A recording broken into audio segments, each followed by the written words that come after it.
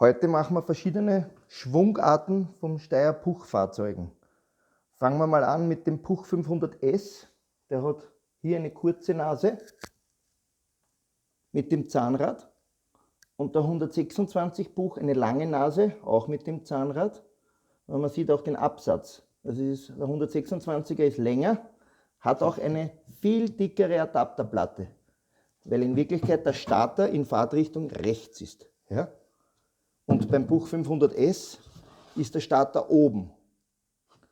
Und der Puch 500S und Fiat 126 Puch hat eine feine Verzahnung. Der Steyr Puch 500, Haflinger, AC 500, Heuwender, alle möglichen Fahrzeuge haben die grobe Verzahnung. Nur die mit dem Fiat-Modell haben die feine Verzahnung.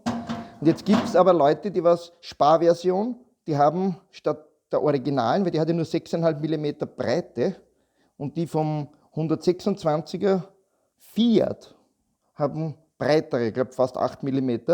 Dadurch gibt man in Schwung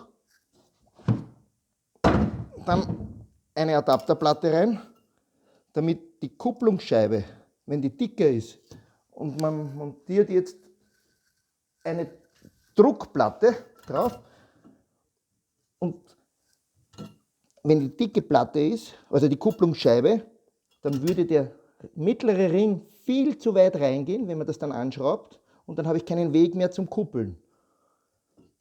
Wenn die richtige Scheibe ist, also mit den 6,5, wie es der Puch gehabt hat, dann ist es ziemlich eben mit den Feder. Also nicht diese Federtöpfe. Dann passt das. Ja, wenn das zu weit reingeht, habe ich keinen Weg. Also aufpassen, weil dann müsste man die Scheibe beilegen. Aber das ist nur mit den Fiat getrieben. Puch 500 S oder 126 Puch. Und was auch viele unterschätzen, es gibt verschiedene Schrauben, Hohlschrauben für den Schwung. Der 126 Puch hat die längste, der Puch 500S die mittlere und der 500D oder Haflinger die kurze. Und dann gibt es noch auch eine kurze, die ist nur mit 22 mm, wie die anderen haben ja alle 24 mm. Und dann gehen wir noch weiter ins nächste. Es gibt auch eine Schwungschraube, das ist AC 500. Die hat da keine Lagerung drinnen. Das ist ein AC 500 Schwung. Das ist mit Variomatik, der bremst da. Das ist ein eigener Schwung. Dann gibt es noch den Saxomat-Schwung. Selten, aber hat es gegeben, Automatik-Puchautos. Die haben eine eigene Kupplungsscheibe, auch mit der groben Verzahnung. Und einen eigenen Schwung. Druckplatte. Also der Schwung war auch speziell. Und dann hat es gegeben vom TR, der ist im Durchmesser kleiner. Aber natürlich hinten 49, weil das ist immer große Kurbelwelle gewesen. Und grobe Verzahnung. Das ist der. Dann haben wir noch 100, die haben alle 160 mm Durchmesser. Nur der Haflinger, letzte Serie, hat 180 mm Kupplungen gehabt.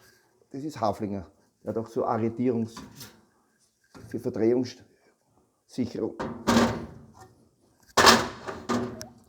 Und dann kann ich euch noch zeigen, der allererste, wo die 22 mm Hohlschraube ist, der hat hier nur 45 mm, weil das ist die kleine Kurbelwelle. Ja.